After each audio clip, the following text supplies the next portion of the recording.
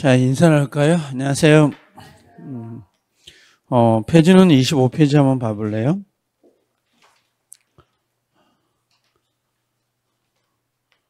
공유부터 보긴 하는데, 공유 그 뒤에 보면 26페이지에 사례 문제 하나 들어와 있는 거 있잖아요. 그 형태를 좀 잘 기억하고 가세요. 작년에 그 공유가 두 문제가 배정이 됐었는데, 내용으로만 나왔거든요. 이론으로만. 그래서 요거 두 문제 좀 체크해 가셔야 돼요. 여기 보면 공유 나오시는 거 보면, 공유하고 나올 때 공유하고 합유는 좀 비교를 하세요. 두 개는. 내용 자체는. 근데 합유가 원래는 그 33회 때하고 34회 두 번 연속으로 문제가 배정이 돼서, 올해도 좀 기억은 하고 갈 필요는 있어요. 이렇게. 나오면 첫 번째 합유는 조합이라고 하는 걸 꼭 기억해 놓으세요. 조합체라고 하는 거. 이게 조합의 소유 형태라고 보시면 돼요. 그 동업 같은 거 생각하면 접근하기가 좀 편하지 않을까 생각이 되고, 그 다음에 총유는 권리 능력 없는 사단이에요. 그 문중이나 종중 같은 거 생각하면 될 거고, 그 다음에 우리가 그 두 번째는 우리가 합유물 있잖아요. 요 합유물을 처분하거나 그 다음에 변경할 수가 있거든요. 처분 변경할 때는 전원 동의가 있어야 돼요. 전원 동의가 있어야 되고, 세 번째는 합유 지분이 있습니다. 합유 지분이 나오는데, 합유 지분 같은 경우도 전원 동의가 있어야 되죠. 전원 동의 이렇게 정리하면 돼요. 공유 지분은 각자가 처분할 수 있는데 합유는 전원 동의가 있어야 되고, 그 다음에 네 번째 그 합유물 있잖아요. 합유 그 보존행위 할 때 보존행위가 각자가 합니다. 이것만 유일하게 각자가 해요. 보존행위. 그 다음에 다섯 번째는 공유물은 분할 청구가 좀 자유롭거든요. 근데 합유는 분할을 하면 안 되겠죠. 이거는요. 그래서 합유물 분할이 되느냐 이렇게 물어보면 분할 청구 자체를 인정하지 않습니다. 그 다음에 여섯 번째는 합유 지분은 상속이라는 게 없어요. 여기 지분 상속. 그래서 지분 상속이 된다 그러면 X가 돼요. 다만 조합체가 해산이 될 수가 있거든요. 장사가 안 되고 그러면 우리 뭐 장사 접읍시다 이렇게 이야기할 수 있거든요. 그래서 그런 의미들이 있습니다만 요 정도 좀 체크해서 기억을 해 놓으시면 되고, 또 하나는 그 조합 명의로는 등기가 안 돼요. 공시법에 가면 조합 명의다라고 하는 거 있죠. 조합 명의로 등기도 안 되고요. 그 다음에 조합원 전원 명의로 돼야 돼요. 조합원 전원 명의. 시험은 잘 안 나올 거예요. 등기법에서는 명의 이렇게 된다라는 것만 하시면 돼요. 조합원 자체가 조합 자체는 안 된다는 거. 그거 조합 가지고 등기 내는 건 별로 본 적이 없어요. 저도 이걸. 공유는 지분 처분은 각자가 하죠. 이건요. 분할 처분도 자유예요. 근데 이게 전원 참여가 있어야 돼요, 없어야 돼요? 전원 참여가 있어야 돼요. 그러니까 분할 청구는 각자가 하지만 참여 자체는 전원이어야 되고, 이 중에 1인이라도 누락이 되잖아요. 그러면 아예 무효가 돼 버립니다. 이 분할 절차는. 그 다음에 보존행위는 각자가 하는 거고요. 단 보존행위를 하다 보면 손해배상이 나오거든요. 이 손해배상은 지분의 비율로만 가능해요. 다른 사람의 손해배상을 청구할 수 없도록 되어 있습니다. 그 다음에 처분 변경은 전원동의고, 이용은 지분의 과반수로 결정해야 하는데, 이걸 공유물 관리라고 생각하면 좋은데, 공유물 관리라고 생각을 하시면 돼요. 공유물 관리는 지분의 과반수로 결정이 되고요.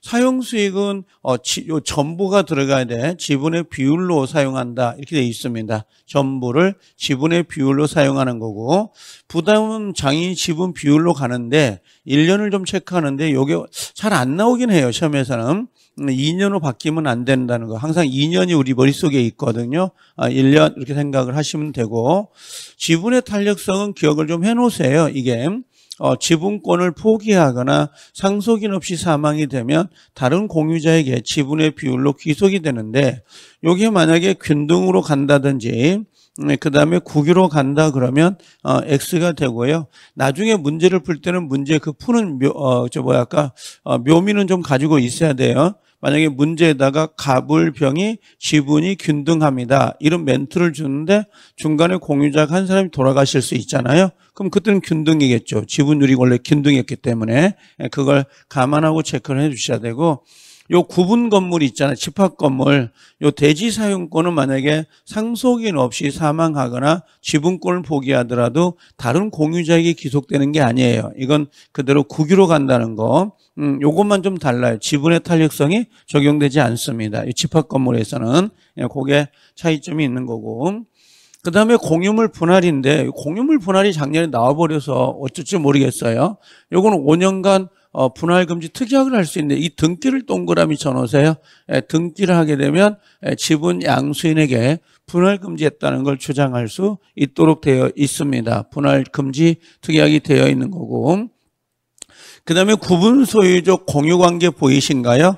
요거하고 경계선상의 경계표라고 하는 거 있죠. 담, 국어 이런 것들은 분할 청구가 안 되는 부분이에요. 여기 공용 부분, 복도, 계단, 엘리베이터 요거 안 되는 거고, 여기다가 그 구분 소유적 공유 있잖아요. 구분 소유적 공유라고 하는 거, 이것도 분할 청구가 안 되는 거예요. 이건 그 특정한 위치나 특정한 면적을 정해가지고 가지고 있는 거기 때문에. 가끔 공유물 분할 그러면 사람들이 그 공유물 분할을 진짜 분할 나눈다고 생각을 하거든요. 이게 아니라 경계선을 긋는 거예요. 경계선을 긋는데 구분 소유적 공유는 한 필지로 되어 있지만 경계선이 그어져 있어요. 이미 경계선이 그어져 있는 거지 분할 자체가 안 돼 있는 거라고, 등기부상에. 요것은.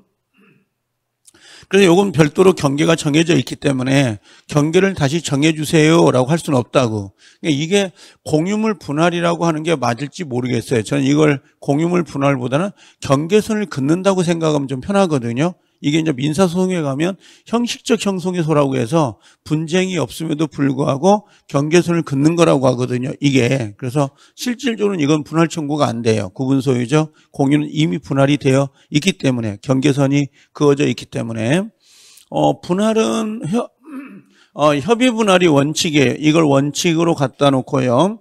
간혹 가다가 약간 미련한 문제는 공유물 분할은 재판상 분할이 원칙이다 이렇게 내놓은 경우가 있거든요. 이건 틀린 거예요. 협의가 원칙이고 협의가 안 되면 뭘로 가야 되는 거예요? 재판상 분할로 가는 거예요. 만약에 협의가 돼버렸다는 것은 경계선이 그어져 있는 거죠. 경계선이 그어졌는데 이행을 누군가 안 한다고 해서 소송을 제기해버리면 다시 경계선을 긋잖아요. 그럼 국가에게 어떤 손해배상 같은 게 들어갈 수가 있다고. 기존에 그 분할된 사람들이 이렇게. 그래서 분할이 됐는데 누군가 협조를 안 해요. 공유자 중 협조를 안 한다고 해서 이걸 소송을 제기할 수는 없고, 분할 소송을. 이행 소송은 가능해요. 이행 소송은 가능하지만 다시 재판상 분할로 가달라는 거 못합니다. 요건요. 그 다음에 협의 분할이든 재판상 분할이든 원칙은 뭘로 가는 거예요? 현물 분할이 원칙이다 이렇게 돼 있고, 대금 분할은 현금 분할이 현물 분할이 안 될 때 가는 거예요. 경매 생각하면 좀 편하고, 가액배상도 인정한다는 걸 기억해 놓으세요. 가액배상은 공유자 1인이 다른 사람의, 다른 공유자의 지분이다라고 하는 거 있죠. 지분을 매수해버리는 거, 매수하는 것들을 의미해요. 다른 공유자 지분을 매수하는 게 여기 해당되거든요. 이걸 가격배상 이렇게 부릅니다. 이것도 인정해요. 우리나라에서는. 요것 정도만 잘 배합을 해놓고, 현물 그 분할 판결이 나오잖아요. 이건 형성 판결이죠. 그럼 등기해야 안 해요? 등기하지 않더라도 소유권을 취득할 수 있다라고 하는 거고요. 요 근래 나온 것 중에 요게 시험에 나와 있어요. 요 분할은 소급요가 없습니다. 그때부터 단독 소유로 넘어가는 것이지 소급하여 단독으로 가진 않아요. 요거 하나 체크하고 계시고, 다음에 여러분들이 공동상속을 받잖아요. 공동상속을 받는 것도 공유입니다. 그것도. 근데 그건 분할이 되면 이건 사망시로 소급이 돼요. 그래서 그분이 돌아가실 때부터 단독 소유로 인정을 해줘요. 소급해가지고. 그래서 요거하고 차이가 있는데 요것만 기억해 놓으세요. 소급요가 없지만 상속재산에 대해서는 소급요가 있다. 요 정도만 체크하면 되시고, 그 다음에 2번에 보시면 지분권의 담보권이라고 돼 있잖아요. 지분의 저당 잡을 수 있죠. 저당을 잡으면 요걸 한쪽에 지분 위에 그대로 존속이 되는데 여기다가 집중돼요? 그럼 돼야 안 돼요? 안 되는 거고요. 그 다음에 현물로 분할됐을 때 요 지분의 비율 동그라미 쳐요. 담보 책임인데 이 지분의 비율인데 요걸 어떤 시험에서는 균등으로 바꿔놔요. 균등하게 똑같이 담보 책임을 부담한다 그러면 안 돼요. 담보 책임은 지분의 비율로 부담을 하는 겁니다. 요거 하나 정도 바뀌는 거 조심해라고, 지분 바뀌는 거 조심하시면 됩니다. 자, 밑에 1번 한번 봐볼까요? 확인학습에 1, 2, 3, 4 A, B, C가 있는데 균등이란 말 나와 있잖아요. 이렇게. 균등인데 이분이 돌아가실 수 있잖아요. 그럼 나머지 지분을 이렇게 균등으로 갈 수가 있다 이 말이죠. 상속인이 없으면. 근데 만약에 여기가 지분율이 다르게 표시가 될 수 있잖아요. 그때 한 사람이 상속인 없이 사망했어요. 그러면 그때는 균등이 아니에요. 지분의 비율로 가야 되고. 그러니까 여기 문제를 풀어낼 때 묘미예요. 그런 것만 좀 조심을 하시면 되거든요. 자, 먼저 여기 불법이란 글자가 나오잖아요. 그냥 불법이 나오면 무조건 보존행위를 생각하세요. 이건요. 보존행위가 들어가고 보존행위가 들어가요. 그럼 보존행위가 들어가면 이 친구는 뭘로 가야 돼요? 보존행위는 뭘로 가요? 이건 단독으로 들어가는 거예요. 단독으로 가는 거고 플러스 뭘로 가요? 전부. 그 다음에 혹시 손해배상을 물어볼 수 있거든요. 요 손해배상은 지분의 비율로만 가야 돼요. 다른 사람 걸 대신한다 그러면 안 돼요. 그래서 손배청은 지분의 비율 이렇게 정리가 돼야 돼요. 그래서 나올 때게 여기요 단독 요거하고 전부 요거하고 손해배상은 지분의 비율로 간다는 거. 그 다음 여기 보니까 뭐라고 했어요? A는 단독으로 D에 대해서 토지 전부라고 돼 있잖아요. 반환 청구할 수 있다 없다? 있다. 요것이 답이고요. 그 다음에 특별한 사정이 없는 한 A는 단독으로 D에 대해서 손해배상이라고 돼 있잖아요. 여기가 들어오면 안 돼요. 전부 아니면 여기가 간혹 가다가 전체 이렇게 들어올 때도 있더라고요. 전체, 전부. 그러면 안 돼요. 항상 지분의 비율로만 돈을 청구할 수 있습니다. 그래서 안 된다라고 하는 거고. A와 B가 공동으로 토지를 A, B 합히면 얼마의 지분율이요? 3분의 2가 되거든요. 그러면 A에게, 삼자에게, E에게 임대를 했어요. 그럼 이 임대차 계약은 어때요? 가능하죠. 근데 차임 2기를 연체했단 말이에요. 그럼 B가 단독으로는 된다 안 된다? 안 돼요. 3분의 1밖에 안 되기 때문에 B는. 그래서 여긴 연대차임을 임대차 계약을 해지할 수 있다 없다? 없어요. 그래서 반드시 임대차를 해지하거나 임대차 차임을 증액하거나 연장하는 것은 지분의 과반수가 꼭 필요해요. 근데 여기는 3분의 1밖에 안 되기 때문에 안 되는 거고요. 자, A라는 사람, 3분의 1밖에 안 되는 사람이 요 배타주로 독점 사용하고 있습니다. 그럼 독점 사용할 때 항상 하는 게 뭐라고 했어요? 소수 지분권자가 독점 사용하면 인도 청구나 반환 청구가 돼야 안 돼요?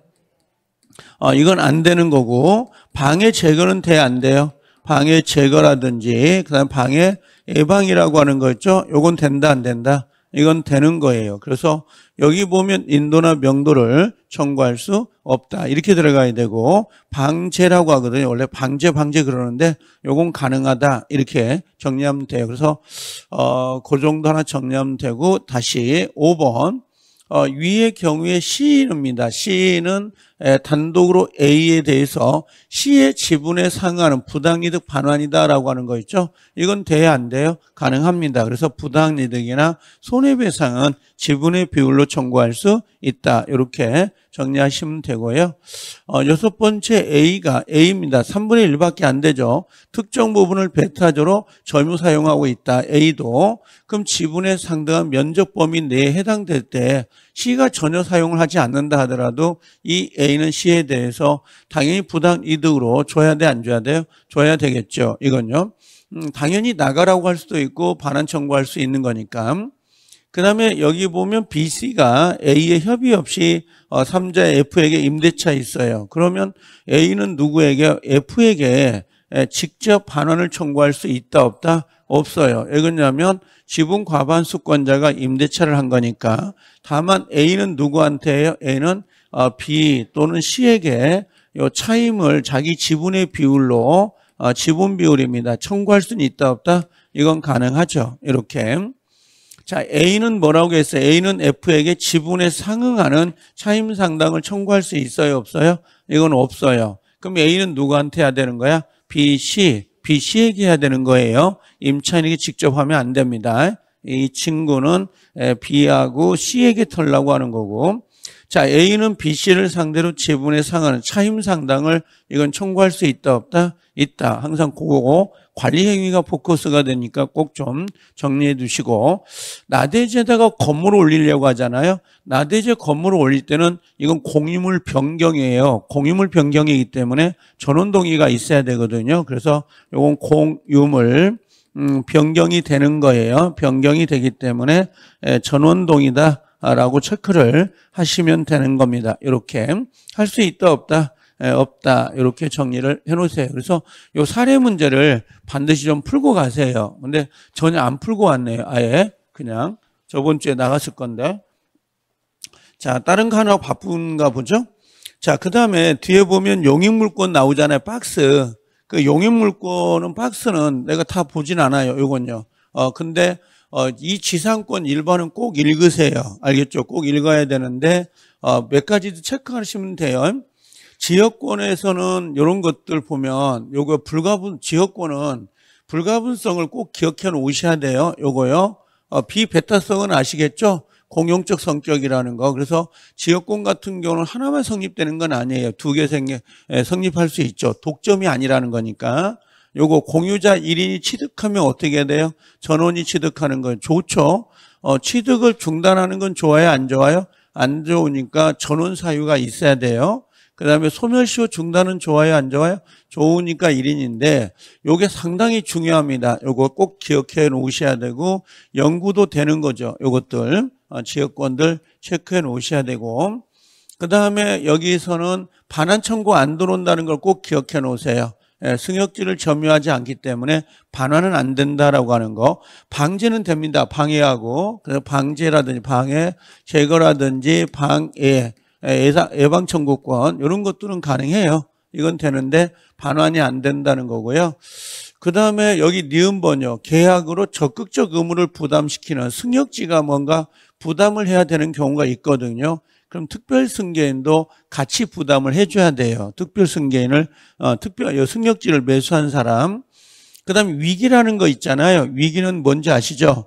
소유권을 넘겨주는 거예요. 소유권 이전 등기가 넘어간다라고 보시면 돼요. 그리고 혼동이 돼가지고 아예 없어지는 것 제도 요 정도 되어 있는데, 자, 요 정도 보시면 되고, 임대차 말고 지역권에서는 지상권에서는 농작물은 안 되는 거 아시죠? 이게 건물, 공작물, 수목은 되거든요. 농작물은 지상권 설정이 안 돼요. 이 농작물은 과수목도 안 됩니다. 사과나무, 벼나무도 안 되는 거고, 요거 체크하죠. 가장 가볍게 보는 거. 지상권 요소가 아니고요. 양도 상속되죠. 이게 만약에 양도 금지 특약 돼야 안 돼요. 양도 금지 특약이 있다 그러면 당연히 이건 무효입니다. 요거 체크하고, 최단 기간은 몇 년이에요? 30년, 15년, 5년. 최장은 없죠. 그래서 연구가 돼야 안 돼요? 된다. 만약에 기간을 약정하지 않으면 뭘로 가는 거예요? 최단 기간 30년, 15년, 5년으로 정해지는 걸로 보는 거죠. 그래서 요것도 한번 일반적인 거 꼭 체크해 놓으셔야 되고, 현상 유지를 누가 하는 거예요? 지상권자, 그 다음에 상린관계 준용 체크하시고, 그 다음에 요 정도 정리하면 되고요. 지상권에서 비용상환 청구권이 있어요, 없어요? 있어요. 규정은 없지만 뭐는 있다는 거야? 유익비는 있어요, 없어요? 유익비 청구는 돼요. 필요비는 돼야 안 돼요? 없다. 요 정도 체크하면 될 것 같아요. 자, 지상권도 포기할 수 있다, 없다? 있죠. 포기하는데 지상권이 뭐라고 했어요? 저당권의 목적이 될 때는 동의를 얻어야 돼, 안 얻어야 돼? 얻어야 되죠. 주등기가 없어지면 부기등기 저당권이 없어져 버리기 때문에 그걸 참조를 해 놓으셔야 돼요. 전세권 같은 경우는 기간을 좀 기억해 놓으세요. 일단 여기 상린관계 추정, 전세권에, 그 다음에 설정행위로 양도 금지할 수 있다는 거, 요거. 그 다음에 전세금은 뭐예요? 당연히 요소입니다. 전세금이 없는 건 안 돼요. 전세금은 당연히 금전이죠. 매매 대금하고 전세금은 반드시 금전이어야 되고, 그 다음에 여기 보면 기간은 무조건 기억하세요. 전세권은 별나도 기간을 가끔 물어보거든요. 최단 기간하고 그 법정 갱신 기간 이런 거 조심해야 돼요. 최단 기간은 누구만 있어요? 건물만. 토지는 최단 기간이 없어요. 그럼 최장은 10년이고요. 나중에 갱신을 해도 몇 년을 넘으면 안 돼요. 10년을 넘으면 안 됩니다. 갱신하더라도. 그 다음에 기간 약정이 없으면 소멸 통고하는데 양 당사자예요. 양 당사자는 전세권자, 설정자. 나가주세요. 나가세요. 6개월. 그 다음에 요거 기억해 놓으세요. 합의갱신은 당연히 10년을 넘지 못하는데 등기해야 돼, 안 해야 돼요? 해야 되고, 합의갱신은 토지도 인정하고요. 건물도 모두 인정하고 있죠. 둘 다. 근데 법정갱신은 건물만 인정하고 존속기간이 없는 걸로 봐요. 이거 엄청 중요하거든요. 이거 꼭 좀 표시해 주셔야 돼요. 법정갱신 체크해 놓으셔야 된다는 거였고, 그 다음에 전세권의 사용수익은 뭘로 가야 돼요? 용도에 따라 사용수익해야 돼요. 용도에 따라 사용수익해야 되고, 그 다음에 요거 체크해 놓으세요. 건물 전세권은 지상권이나 임차권 효력이 미쳐야 안 미쳐요? 미치죠. 그래서 타인 토지에다가 건물을 올려가지고 건물에 전세권이 설정되어 있을 때 건물 소유자하고 토지 소유자가 지상권, 임차권을 소멸시킬 때는 전세권자의 동의를 얻어야 돼요. 아셨죠? 내 말 이해되시죠? 근데 만약에 지상권자인 건물 소유자가 지료를 2년간 내지 않았죠. 내지 않으면 토지 소유자는 소멸 청구할 수 있죠. 그때는 전세권자의 동의를 얻을 필요가 없는데, 요게 다른 시험은 기출이 되어 있어요. 우리는 아직 기출이 안 돼 있지만 그런 건 동의 안 얻어요. 원래는 동의 얻어야 되죠. 근데 그 토지 소유자가 지료를 못 받은 거잖아요. 그때는 동의 없이 그냥 소멸 청구할 수 있도록 되어 있습니다. 그거 하나 좀 체크해 놓으셔야 되고, 그 다음에 혹시 전세권에서 법정 지상권을 물어볼 때가 있어요. 예를 들면 토지와 건물이 같은 사람이었는데 토지가 매매로 인하여 소유자가 달라졌다. 그럼 건물 전세권 설정자가 지상권을 갖느냐, 전세권자가 지상권을 갖느냐, 이걸 물어보거든요. 그때는 반드시 건물주여야 돼. 그게 전세권 설정자가 갖는 거예요. 아셨죠? 여기다가 전세권자가 가져요. 그러면 이건 100% 틀리거든요. 요게 상당히 어려워요. 그래서 요게 지금 여기 지상권 요게 305조거든요. 304조고 요게 305조예요. 전세권에서 이 두 개가 가장 어렵습니다. 지문상으로는. 그 정도만 되면 되고요. 증감 필요 없습니다. 여기 아까 수선 의무 기억해 놓으세요. 필요비 청구권은 없는데 뭐는 있어요? 그러면 유익비 청구권은 있다. 이 정도는 체크하고 가셔야 될 부분입니다. 아셨죠? 그 다음에 아까 여기 소멸 기간 약정이 없으면 뭘로 가려야겠어요? 소멸입니다. 각 당사자 6개월입니다. 기간 약정 없을 때 요거 체크하게 되고, 그 다음에 다른 건 필요 없네요. 여기 3번 전세금 반환하고 목적물 반환 말소소리는 뭘로 가야 돼요? 동생관계인데 여기서 요걸 꼭 기억해 놓으세요. 기간이 만료되면 전세금은 누가 돌려줘야 돼? 전세금은 누가 돌려줘요? 전세권 설정자가 돌려주고, 요 목적물 반환하고 말소서류 있잖아요. 예전에 어떤 사건이 있었냐면 목적물만 반환이 된 거예요. 이 말소서류 안 주고. 그러면 이건 동생관계가 있기 때문에 전세금을 안 돌려줘요. 이 두 개가 플러스예요. 엔드입니다. 꼭 말소서류까지 동시에 들어가야 된다는 거 체크해 놓으시면 돼요.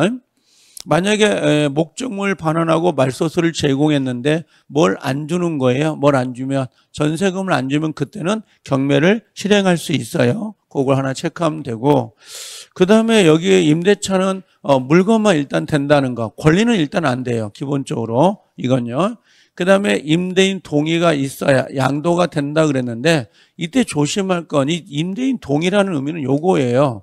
갑을인데 병인데 지금 얘가 동의가 있으면 동의가 없다고 해볼게요. 동의가 없어요. 동의가 없더라. 지금 동의 없이 임대차가 된 거죠. 이 전대차가. 그럼 이 전대차는 유효예요, 무효예요? 이건 유효입니다. 알겠죠? 유효인데 이 친구가 대항을 해요, 못해요? 이 친구한테 없어요. 그러면 요 갑의 임대인의 동의는 대항 요건이에요. 대항 요건. 이게 동의가 없으면 얘는 불법 점유가 돼버리거든요. 그래서 동의가 없더라도 요건 효력이 있다 없다? 효력은 있는데 대항할 수 없다. 그걸 생각하셔야 되고 차임은 요소예요. 반드시 차임이 없는 건 없어요. 단 보증금은 요소다 아니다. 보증금은 요소가 아니고요. 그 다음에 최장 최단위 민법의 규정이 없어요. 옛날에 있었는데 지금은 없어졌고 최단도 없고 최장도 없어요. 합의갱신은 몇 년이에요? 갱신기간 남아 있습니다. 10년을 넘지 못한다. 이렇게 되어 있고 그 정도 된 기간 약정이 없잖아요. 그럼 언제든지 각 당사자입니다. 각 당사자는 해지 통고할 수 있고요. 자, 요 정도. 그냥 법정 갱신은 자동 갱신, 묵시적 갱신이잖아요. 이때 기억할 요것만 기억해 놓으세요. 3자가 제공한 담보는 소멸한다, 안 한다? 소멸하지 않는다. 그 정도만 체크해 놓으시면 되고요. 그 다음에 우리 지매청은 누구한테 인정해요? 어디요? 이건 소멸한다. 예, 소멸하는 거고요. 그 보증금은 소멸하지 않아요. 그러니까 3자가 제공한 보증금은 소멸되지 않고 3자가 제공한 담보는 소멸되는 거고요. 3자가 제공한 담보는 소멸되고 보증금, 3자가 제공한 보증금은 소멸되지 않는다. 그 다음에 여기 체크해 놓으세요. 지매청. 지매청은 누구만 인정해요? 토지. 그 다음에 요 부매청. 부매청은 누구한테 인정해요? 요 건물 임차인이에요. 요 두 개. 체크해 놓고 비용 상환은 전부 다 뭐예요? 필요비 유익비죠. 필요비는 언제 달라고 그래요? 필요비는 이건 즉시고 그다음에 유익비는요. 종료시가 됩니다. 만약에 필요비나 유익비를 안 받고 이사를 나올 수 있죠. 그럼 언제부터요? 반환 후 6개월 내에 행사할 수 있다. 요것도 꼭 좀 체크해 놓으셔야 돼요. 그 다음에 요거 이제 뭐냐면 5번에 요걸 한번 낸 적이 있는데 거의 못 찾았어요. 이게 임차인이 과실 없이란 말 보이잖아요. 근데 목적물 일부가 소실된 거예요. 일부가. 그럼 이걸 소실됐을 때는 요 감액이 들어갈 거 아니에요. 이게 감액 청구가 반드시 들어가야 돼요. 감액 청구. 그래서 우리가 농담 삼아 세탁소 사장님이 바지를 유치하고 있을 수 있잖아요. 그럼 유치권자가 바지를 입고 다녀요. 예식장이 있어가지고 토요일 날 입고 와서 그대로 걸어놨어요. 유치권이 소멸해야 안 해요? 몰라요. 그 채무자는. 자, 자동차를 유치권자가 타고 다녀요. 아침에 출퇴근할 때. 유치권이 소멸해야 안 해요? 몰라요. 채무자가 어떻게 알아 그걸? 그렇죠. 소멸하는 게 아니라고. 그러면 유치물을 사용할 때는 동의를 얻어야 되는데 동의 없이 사용했다 하더라도 소멸되는 게 아니라는 거야. 왜? 소멸 청구가 들어가야 되니까. 청구가 안 들어가면 소멸되지 않거든요. 그래서 우리나라는 기한이익상실특약이 형성권적 기한이익상실이잖아요. 그 형성권이라는 건 내가 의사를 표시하면 형성된다 이런 말이에요. 효력이. 상대방의 의사 없이. 그래서 월세를 2번 내지 않았다고 해서 임대차가 소멸되는 건 아니에요. 유치권자가 유치물을 사용했다고 해서 무조건 소멸되는 게 아니라 청구가 들어가야 소멸되는 거예요. 항상. 우리는 청구가 들어간다는 전제예요. 그게 항상 머릿속에 있어야 돼요. 근데 시험장에 가면 그런 거 있죠. 유치권자가 유치물을 사용승낙 없이 사용했다 그러면 유치권은 소멸한다. 이렇게 나오잖아요. 그것도 틀린 건 아니에요. 그냥 그 앞에 배경이 청구가 됐다는 전제를 깔고 이야기를 하는 거니까. 우리가 보통 임차인이 차임을 이기 연체됐어요. 그러면 임대차는 소멸한다. 이렇게 나오잖아요. OX, O라고 하지. 거기다 갖다 놓고 임대인이 나가라고 하지 않았으니까 소멸하지 않는다. 거기까지 써주지 않는다고. 그게 참 딜레마예요. 그게. 그 상세하게 써주면 좋은데 그럼 문장이 엄청 길어져 버리잖아요. 그러니까 청구가 들어갔는갑다. 근데 이렇게 나와 이제. 여기 뭐냐면 임차인의 과실 없이 목적물 일부가 소실됐을 때는 당연히 그런 말 써요.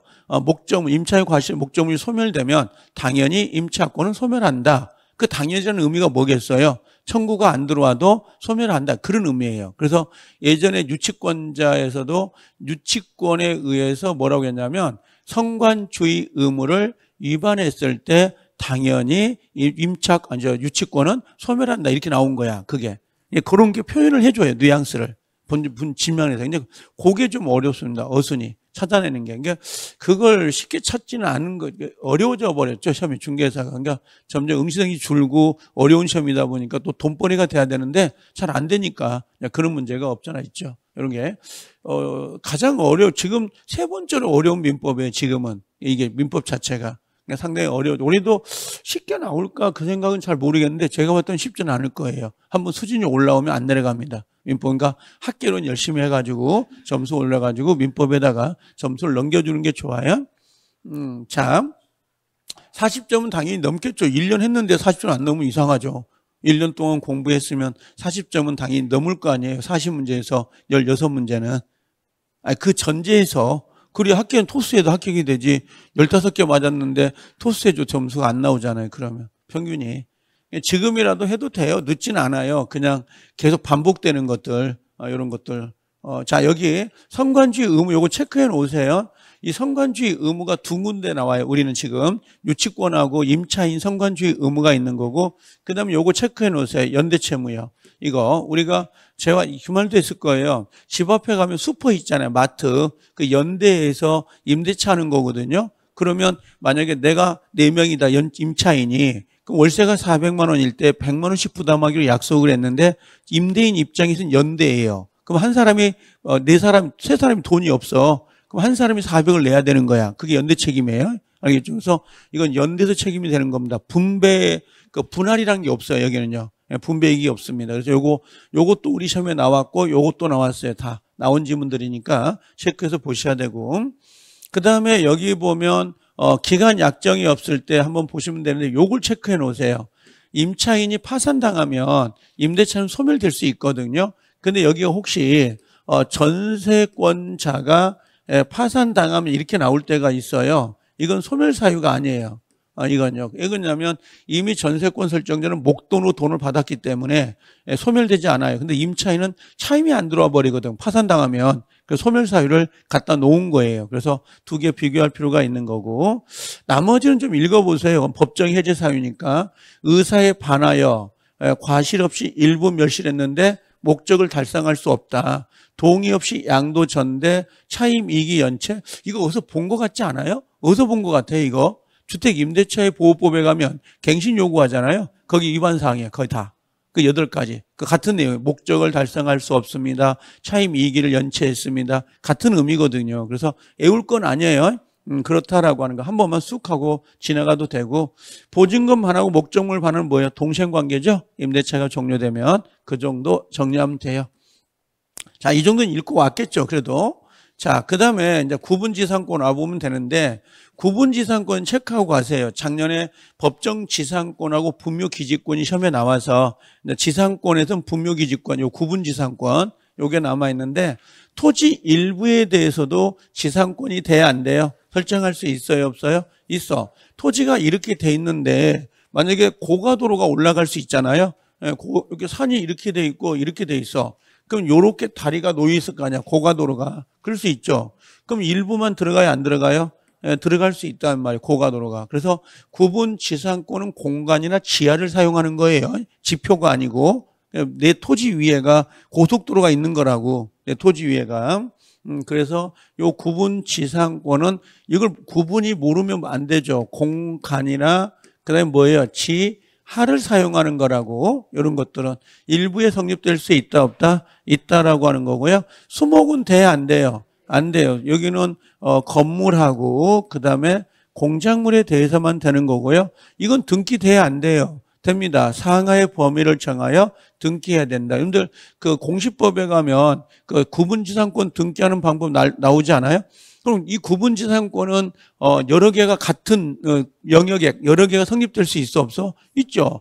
이렇게 가고 고가도로가 이렇게 설정될 수 있고 고가도로가 이렇게 될 수 있잖아요. 위아래 보면 밑에 KTX 위에는 일반 무궁화호, 일반은 지하철 세 개가 겹칠 수 있거든. 그럼 지하는 1층, 2층, 3층이 겹치기 때문에 지하 지표로부터 몇 미터, 평방미터, 몇 평방미터 이걸 꼭 기재하게 돼 있어요. 구분지상권은 등기부에가. 그래서 지표로부터 지하 20m, 그다음에 그 좌로 300평방미터, 우로 이렇게 딱 이게 표시가 돼요. 예, 구분지상권은 그걸 반드시 표시하게 돼요. 왜 그러냐면 층층별로 만들어지기 때문에 1층, 2층, 3층이 다 다르잖아요. 그렇죠. 1층은 지하 5m, 그럼 2층은 지하 10m. 여기 다르기 때문에 그걸 반드시 표시해 줘야 돼요. 이것들을. 요 상하 범위를. 그다음에 용의권자 그 권리를 목적으로 하는 거. 용의권은 지상권, 전세권이고 그 목적이 뭐겠어요? 저당권자. 그럼 저당권자 동의도 얻어야 돼, 안 얻어야 돼? 얻어야 돼. 담보 가치가 떨어지기 때문에. 그래서 여기 전원인데 여기가 소유자만 동의를 얻으면 된다. 소유자만 그러면 이건 X가 돼요. 요거 하나 체크해 놓으셔야 되고 그다음에 상린관계 준용된다는 거, 요거 기억해 놓으세요. 그건 안 됩니다. 구분 지상권은 소유자만 설정할 수 있다. OX. O예요, O. 구분 지상권 소유자만 설정합니다. 지상권자가 설정해놓고 나가버리면 그 두 개 고가도를 어떻게 할 거예요, 그게. 그래서 이 구분 지상권은 소유자만 설정할 수 있다. 그럼 맞는 지문이에요. 구분 지상권은. 제 말 이야기 알죠?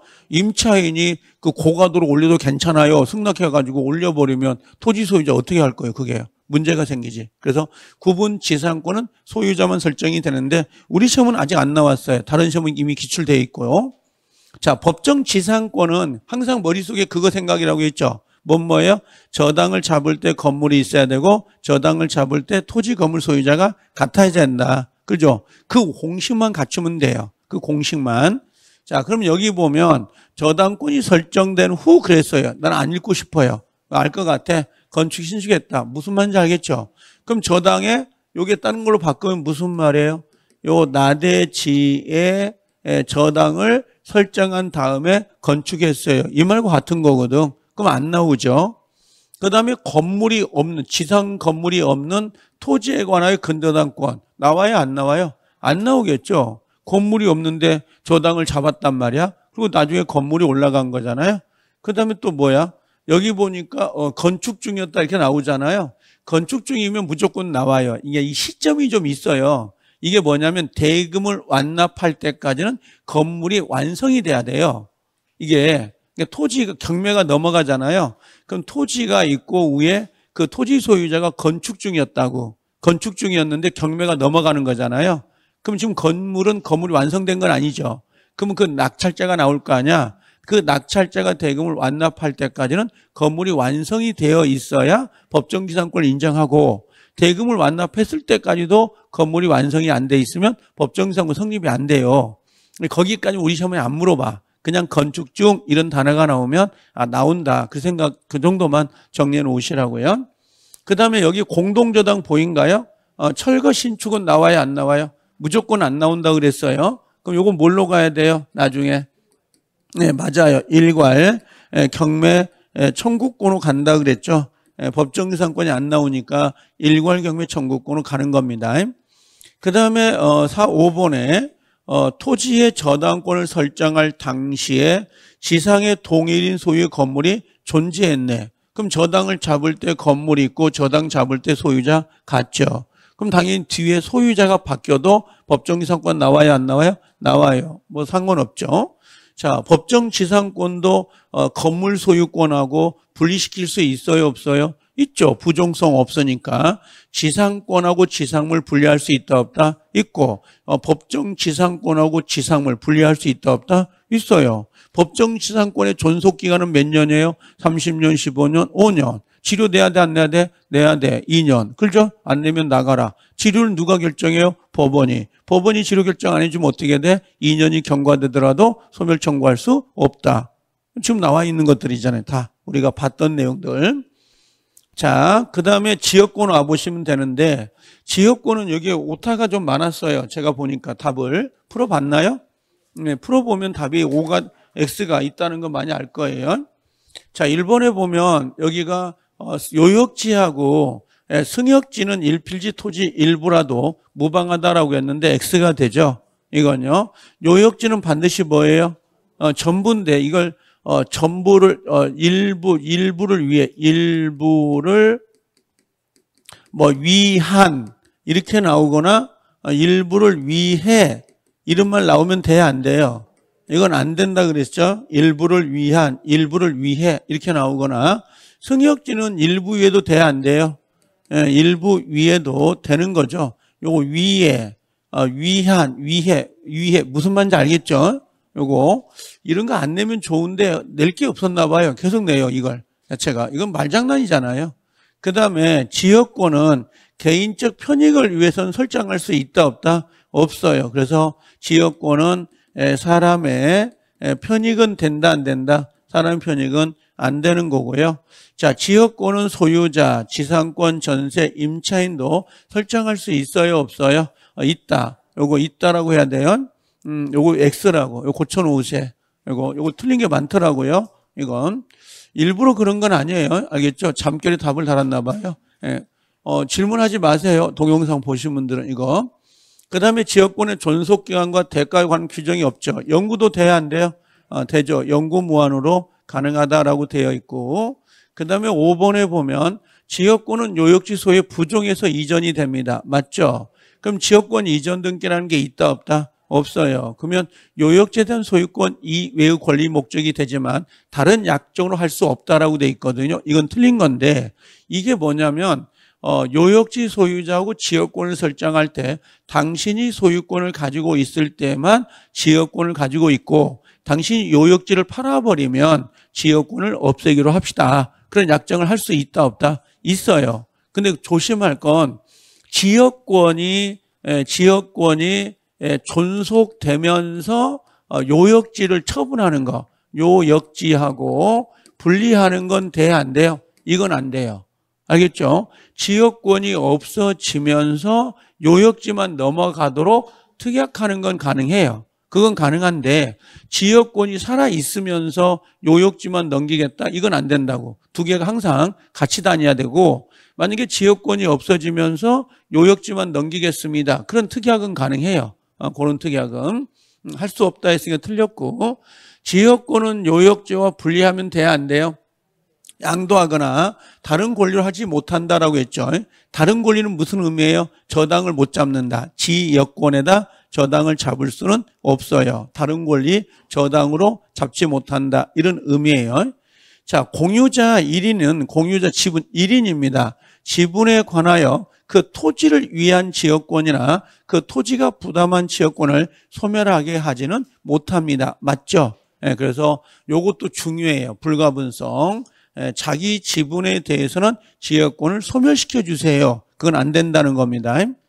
그 다음에 토지가 분할되거나 일부 양도의 경우에 지역권은 요역지 각 부분을 위해서 또는 그 승역지 각 부분 위에 그대로 존속이 돼요. 그러면 이런 거 있잖아요. 토지가 넘어와 볼게요. 이렇게 해볼게요. 토지가 이렇게 되어 있었어요. 이렇게 되어 있었는데 만약에 여기가 이렇게 되어 있잖아요. 지역권이. 이렇게 분할된 거야. 그럼 각각 지역권이 존재해야 안 해요? 네, 존재한다 이거지. 이게 승역지고 이게 요역지일 때 이해되죠? 근데 만약에 이렇게 되어 있었는데 지역권이 이렇게 되어 있었단 말이에요. 여기 토지가 있고 왔다 갔다 하죠.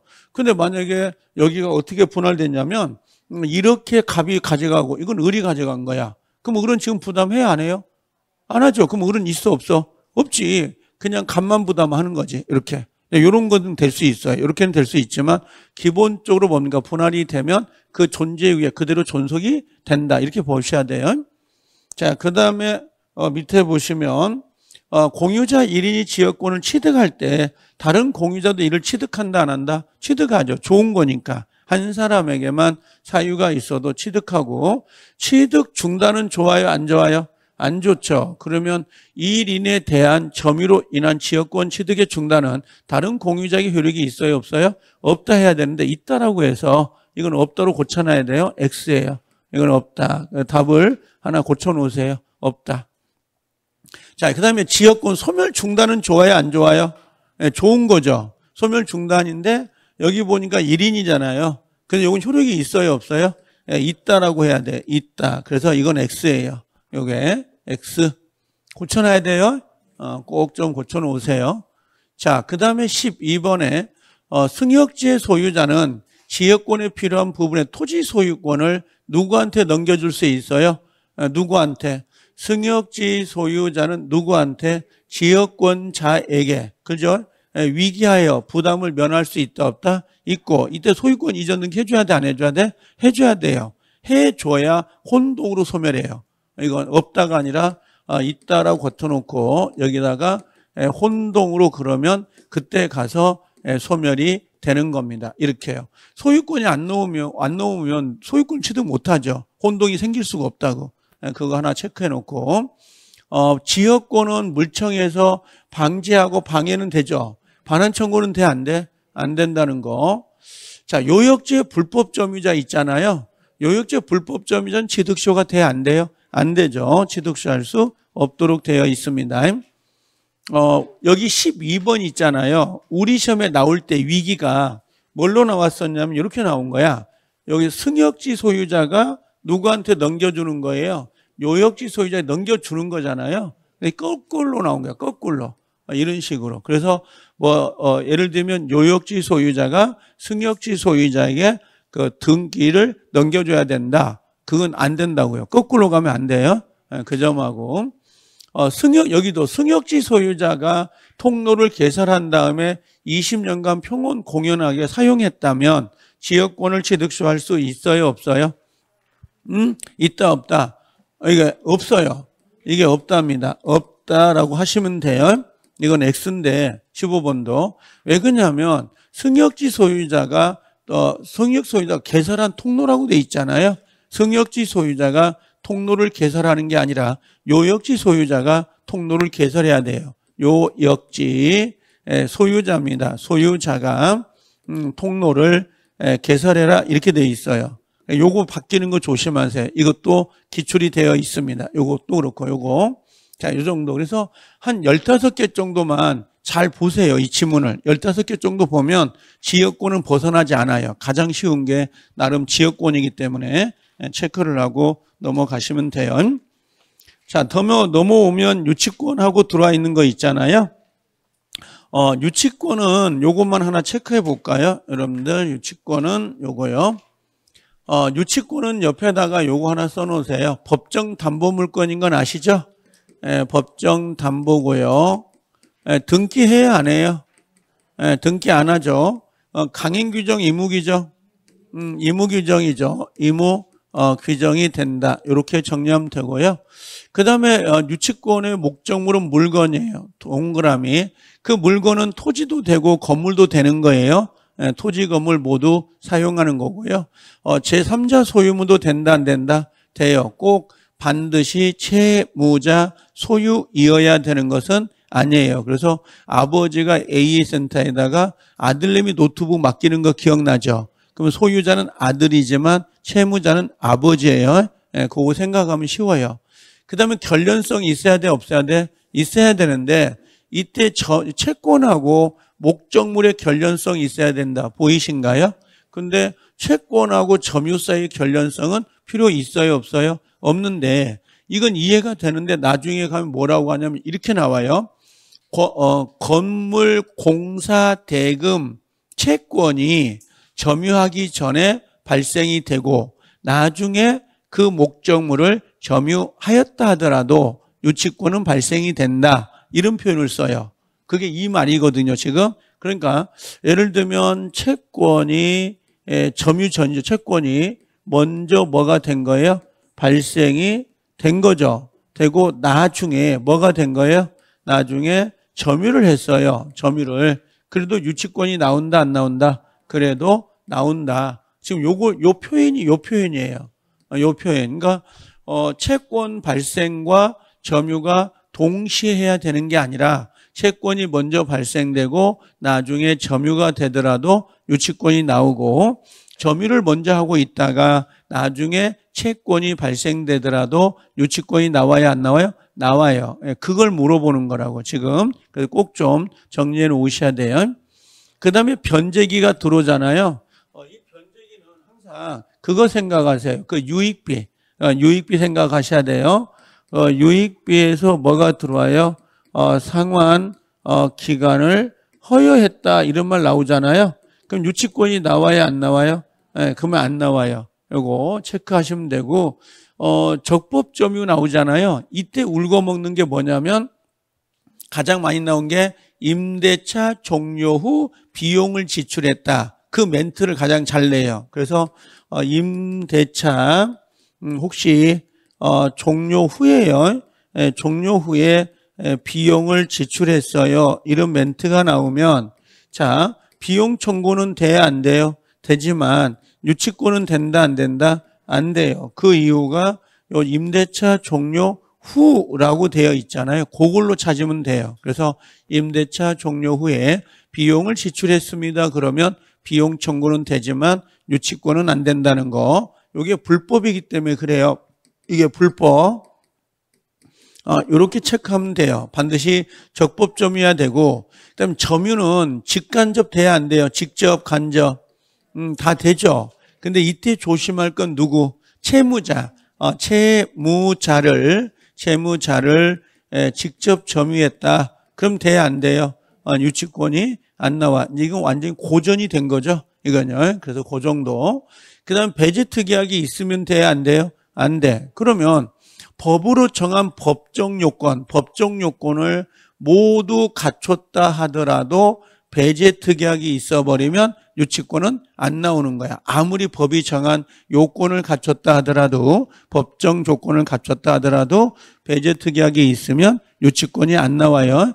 그거 좀, 요게 보통 원상복구라 그래. 원상복구 그러면 필요비, 유익비를 포기하기로 약속한 거잖아요. 그땐 유치권이 안 나오는 거야. 이 원상복구가 필요비나 유익비를 포기하는 약속이거든요. 이것들. 그럼 유치권이 안 나와요. 그런 부분들 체크하고 계시면 돼요. 자, 그 다음에 유치권의 성립 요건 중에서 가장 문제가 결련성이잖아요. 결련성이 나와야 되거든요. 요 결련성 물어보는 거예요. 그럼 유치권이 성립할 수 없는 것을 모두 골라라 그랬어요. 어떤 거냐면 난 위아래 쪼개면 돼요. 귀찮아가지고 이게. 나중에 조합할 때는 그렇게 안 나와요. 나는 귀찮아서 나도 잊어먹을 수 있잖아요. 이게. 여기 보면 필요비 유익비는 되죠. 결련성. 동물 침해 아시죠? 허벅지, 강아지가 문 거. 그 물건의 하자 있잖아요. 손해배상, 공사대금. 여기는 뺐나 보네. 동물인데 동물에 그 농작물 침해. 그 농작물 침해가 있잖아요. 농작물 침해가 되면 여기에 따라 뭐예요? 농작물가 물어줘야 되죠. 손배청. 요것도 결련성이 있어요, 없어요? 있는 겁니다. 농작물이 뜯어먹은 거, 동물, 염소가, 이런 것들. 그 다음에 여기서부터는 아닌 것 같은데, 여기서부터는 아니에요. 여기는 키고요. 이렇게. 채무 불이행으로 인한 손해배상은 결련성 없어요. 그 다음에 보증금, 그 다음에 권리금, 부속물 매수도 쓰고요. 옆에 지상물 매수대금입니다. 매수대금도 매매대금이에요, 얘들은. 매매대금입니다. 매매대금. 그 다음에 여기 또 하나 쓴다면 건축, 그 자재대금 기억나요? 건축 자재대금도 결련성이 없죠. 매매대금은 결련성 없어요. 그래서 부속물 매수, 지상물 매수대금, 매매대금, 건축 자재대금, 매매대금이잖아요. 반대급부니까. 그 다음에 요 무효 취소돼가지고, 대금 반환하고 목적물 반환은 이게 원상회복이잖아요. 예, 원상회복은 결국은 동생관계가 있는 거지, 이건 결련성이 있는 건 아니에요. 원상회복 있잖아요. 이건 동생관계지, 동생관계. 유치권 행사가 아니에요. 당신 내 거 집 줄 때까지 나 매매대금 못 줘. 당신 매매대금 줄 때까지 당신 집 못 줘. 이건 안 된다고. 동생관계인 거지. 그 다음에 아까 여기 보면 점유할 권한을 상실한 이렇게 돼 있잖아요. 그게 뭘까요? 여기 보면 수리비는 결련성이 있는데, 그죠? 결련성이 있는데 요건을 충족하지 못한 거야. 왜? 이건 불법이니까. 불법이에요. 상실한 후 이렇게 돼 있잖아요. 임대차 종료 후 비용을 지출했다. 그럼 불법 점유 상태에서 비용을 지출했다. 그럼 유치권이 나와야 안 나와요? 안 나오겠죠. 그래서 여기까지는 유치권이 안 나오고 위에는 나오는 거예요. 제 말 이해되셔요? 그렇게 구별을 하시면 되는데, 뭐 이건 애울 거 아니죠. 지금 다 이해되고 있죠. 이 정도. 자, 그 정도 되면 돼요. 자, 유치권자의 권리는 뭐가 있어요? 인도 거절권인데, 자, 인도 거절권은 누구한테 행사하죠? 대세적 효력, 대세적 효력이 있어요. 누구에게나 주장할 수 있다, 없다? 있다. 그래서 가장 많이 나오는 게 갑의 건물의 을이 공사를 했어요. 공사업자 이렇게 돼 있잖아요. 근데 공사업자인데 나중에 어떻게 돼요? 이 집이 경매로 넘어간 거야. 그럼 낙찰자가 나와야 안 나와요? 나오겠죠. 낙찰자가. 그럼 낙찰자가 나왔을 때 요 공사업자는 자기 유치권을 주장할 수 있어요, 없어요? 있다 이 말이죠. 근데 변제는 돼야 안 돼요? 변제는 청구할 수는 없죠. 너무 당연한 거 아닌가? 이 변제라는 것은 빚을 지고 있는 사람에게 청구하는 거거든요. 만약에 신랑이 돈을 빌렸어요. 와이프한테 돈 달라고 할 수 있나요? 없어요. 남편 빚은 남편 빚이고 와이프는 와이프 빚이에요. 다만 와이프 명의로 되어 있지만 남편이 벌어서 축적된 재산은 남편 재산이 되죠. 그래서 이혼하는 거잖아요. 가장 이혼을. 아니 남편 빚을 왜 와이프한테 달라고 그래요? 부부 일심동체이기 때문에 빚은 일심동체가 아니에요. 이게 단지 와이프 명의로 되어 있지만 그 재산이 남편의 벌이로 인해서 형성된 재산이라면 남편 재산이 되기 때문에 그걸 가지고 뭐라고요? 분할 청구해서 가져가려고 하는 거죠. 채권자 입장에서는. 아들 빚이 아버지 빚이 아들 빚입니까? 그러면 안 되지 그거. 남남인데. 그렇죠? 이게 그래서 똑같아요. 이 사람은 오늘 처음 본 사람이에요. 처음 본 사람한테 어떻게 돈 달라고 그래요? 계약도 안 했는데 이게. 근데 둘이 계약을 한 거죠. 그럼 돈은 얘한테 달라고 하는 거지. 이해돼요? 그래서 돈은 얘한테 달라고 하는 거고 얘한테는 뭘 청구하는 거야? 유치권을. 근데 여러분들 중개사법에 가면 뭘 이야기를 해요? 중개사법에 가면 유치물이 경락을 해서 경락자는 뭐라고 했어요? 이 사람한테 누구 요 유치권자에게 채무를 변제하지 아니하면 그죠? 요걸 뭡니까? 나가라고 할 수가 없다. 그 말 나올 거예요. 그래서 이사 낙찰자는 얘한테 돈을 변제할 의무는 있지만 달라고 할 수는 없다. 얘는 권리가 없어요. 권리는 없는데 얘는 의무가 있다고. 왜? 얘를 빼내려면 돈을 갚아야 되거든. 그래서 나중에 그 중개사법에서 배우는 내용하고 민법에 나오는 내용이 약간 충돌이 될 때가 있다고. 이게. 여러분들 경락을 받으면 그 집에서 유치권자에 나가라고 할 수 있어요? 없어요? 없어요. 당연히 그 사람 낙찰자는 이 인도 거절을 할 수가 있거든. 누구에게나. 이런 측면이. 그 다음에 경매권 있어요? 없어요? 있죠. 근데 경매권은 우선 변제권이 아니죠. 그럼 여기 우선 변제권이 아니기 때문에 전세권이라든지 또는 뭐예요? 우리가 저당권 있잖아요. 저당권과 같은 경매가 아니에요. 얘들 경매는 이렇게 단지 환가에서 보관하기 좀 편하려고 하는 거죠. 그래서 표현 방법을 조심해야 돼요. 변제 받기 위해 경매를 청구할 수 있다. OX. O가 되죠. 근데 여기다가 뭐가 들어가면 안 돼요. 우선 금태 안 돼. 이건 안 된다 이 말이에요. 그러니까 뉘앙스가 완전히 달라요. 이제 이건 국어죠, 국어. 그러니까 옛날에 누가 글더라고요. 옛날에 그 누구였죠? 옛날에 누구죠? 그 시인. 자, 필요 없는 건데. 아니 맨날 애들이 어리면 다 수학학원 보낸다고 맨날. 미국 애들은 수학을 못 하잖아요. 못 해요, 정말. 왜? 아니 컴퓨터가 해주는데 왜 해? 우리나라만 풀고 있는 거 우리나라만 손으로. 미국은 아예 없어요, 그런 학원이. 수학을 할 이유가 없어. 컴퓨터 다 말해주고 이야기를 해주는데 왜 그걸 배워? 그런 식이에요. 아니 근데 우리는 수학을 보내잖아요. 그게 전부 다. 우리는 국어를 보내야 되는데 국어학원을 안 보내는 거지. 우리는.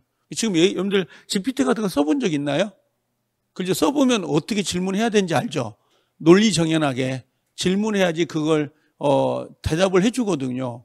국어를 잘해야 되는데 이게 제 친구 중에 그 정신이라는 애가 있다고 그랬잖아요. 그 국어 선생. 애들이 잘못해갖고 반성문 써갖고 그러면 반성문이 내가 읽어도 자기가 읽어도 국어 선생인데 뭔 말인지를 모르겠대요. 불러가지고 야, 이 반성 뭐냐 이거 해석 좀 해달라고 한대요. 그 정도로 애들이 말을 못한대요. 쓰지를 못한대. 이게 완전히 그런 친구들은 AI 시대에서 못 살아가죠, 결국은.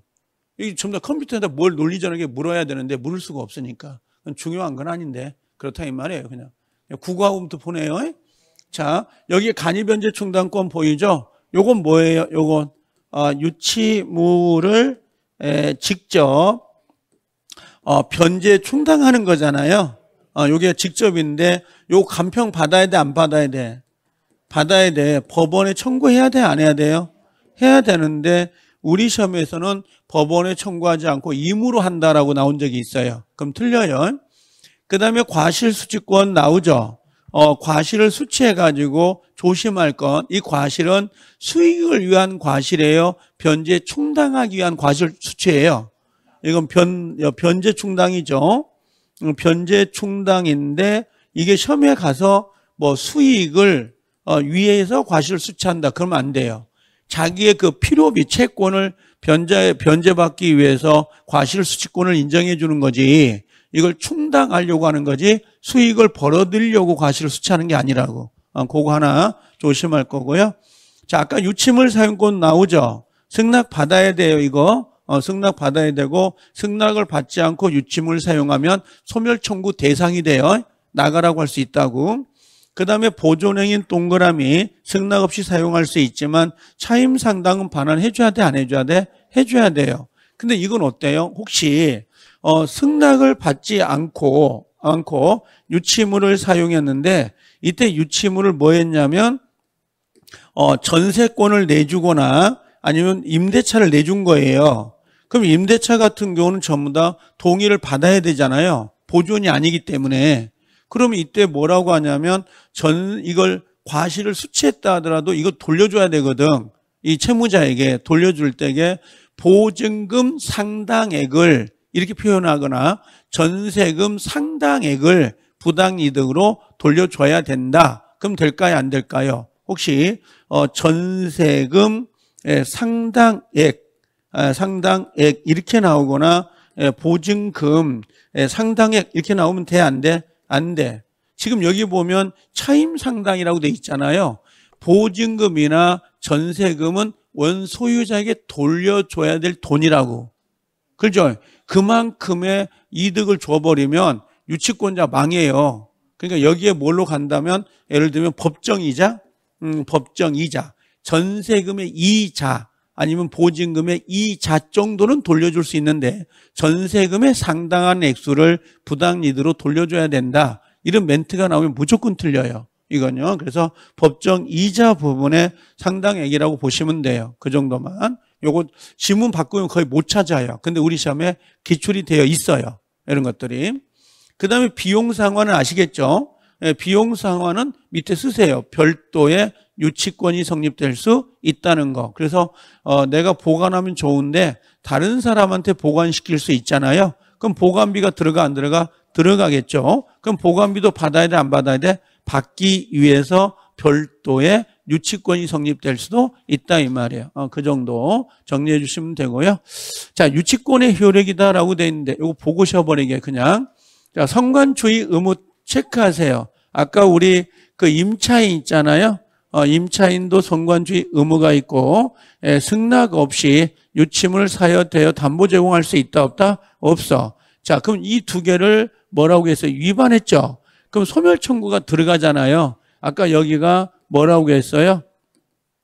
당연히 소멸한다 그러면 돼, 안 돼? 안 된다 이 말이에요. 그래서 우리나라는 당연 소멸은 없어요. 이걸 소멸 청구가 들어가야 돼. 모든 제도가 요게 청구가 안 되면 안 돼. 이게. 그다음에 특수한 소멸 사유는 아까 위반 사유 있고 요거 체크하세요. 타담보 제공이요. 타담보 제공은 누가 하는 거예요? 채무자가 하는 거지 유치권자가 아니에요. 그래서 지금 저는 안 가르쳐 주는데 이걸 우물물 타 이렇게 했었어. 옛날에 외울 때 제가 우물물 타는 없다. 우물물 타는 없다. 우선 변제 없고요. 물상대위 없고요. 물청 없고요. 타담보 제공은 없다 그랬어요. 이 타담보 제공이 채무자 권리인데 유치권자 권리처럼 느껴질 때가 있어요. 그래서 다음 중 유치권자의 권리가 아닌 것 그러면 1번에 아까 뭐 간이변제 충당권, 2번에 과실수취권, 3번, 4번, 5번에다가 타담보 제공권 이렇게 써놓으면 비슷해. 들어본 거라. 그래도 헷갈려가지고 저는 타담보 제공권은 채무자 거지 유치권자가 아니다. 이렇게 애우려고 우물무타, 야타 그랬거든. 그 당시에. 오렌지족인가? 강남에서 타타 그런 거 있었잖아요. 그래서 우물무타 이렇게 애우니까 좀 편하긴 했었어요. 근데 조심할 거는 타담보 제공을 했다고 해서 무조건 되는 게 아니라 채무자가 타담보를 제공하잖아요. 그럼 유치권자는 이걸 받아야 돼요. 알았어? 그럼 타담보 제공하고 자동차 가져가. 승낙이 들어가야지. 이건 형성권이 아니에요. 이건 하나의 뭐예요? 청구권에 불과해요. 그럼 결국 누가요? 유치권자에 뭐가 있어야 돼요? 승낙이 있어야 타담보를 제공하고 소멸하는 거라고. 근데 아까 여기 약속 위반했죠, 여기. 약속 위반은 청구가 들어가자마자 소멸해요. 이건 형성권이에요. 이건 형성권이라고. 차이가. 이런 것들. 그 다음에 뭐 요 정도 보면 되고, 점유상실. 점유상실도 유치권은 없어져요. 다만 점유보 청구권이 있잖아요. 반환 청구 받으면 회복될 수는 있다. 그 다음에 4번 별표시. 유치권 행사는 채권 소멸 시효에 진행에 영향을 미친다, 안 미친다? 미치지 않는다. 그러면 유치권을 행사하고 있더라도 채권은 소멸 시효가 진행돼야 안 돼요? 진행된다. 유치권 빼고 그 위에 누구요? 저당권을 행사하고 있어도 채권은 소멸시효가 진행된다. 동시이행 항변권을 행사하고 있어도 채권은 소멸시효가 진행된다. 영향을 미치지 않는다는 것은 소멸시효가 진행된다. 이런 의미예요. 그래서 우리 시험은 3군데밖에 안 나온다. 유치권, 저당권, 동시이행 항변권에서만 이 지문이 나올 수가 있다고. 이 3개만. 그럼 유치권을 행사하고 있어도 변제 날짜가 도래하면 채권은 소멸시효가 진행돼서 채권이 소멸시효로 완성이 돼버리면 유치권도 반사적으로 없어져 버려요. 그래서 유치권, 저당권, 동시항변권 같이 보셔야 돼요. 아셨죠? 자, 이렇게 해놓고 좀 쉬었다 오세요, 이제.